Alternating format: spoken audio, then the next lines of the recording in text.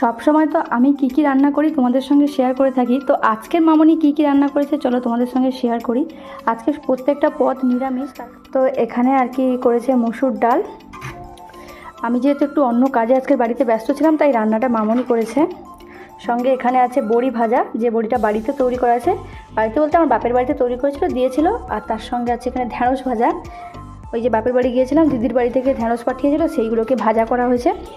আর এখানে আছে 1 গামলি পরিমাণে আর কি চাটনি, বেশি করে করেছে কারণ মামনি বলে চাটনি ফ্রিজে রেখে খেতে ঠান্ডা ঠান্ডা বেশ ভালো লাগে তার জন্য। আর এখানে আছে সজনে ডাঁটার তরকারি, যেটাও দিদিদের কাছে, কাল তো বাপের বাড়ি থেকে এলাম তো দিদিদের দিয়েছিল তো সেটাকে বেশি করে চচ্চড়ি করা হয়েছে। আর এখানটায় হচ্ছে ভাত আছে। আজকের অনেকগুলো মেনু মামনি রান্না করেছে, আমি জানতাম না অ্যাকচুয়ালি কী রান্না হয়েছে।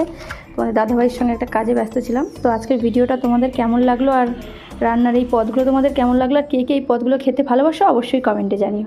এখানে আরও একটা পদ রান্না হয়েছিল, ছোলা দিয়ে লাউ চচ্চড়ি, যেটা আমি খাওয়ার সময় দেখেছিলাম। তো আজকের এইগুলোই রান্না হয়েছিল।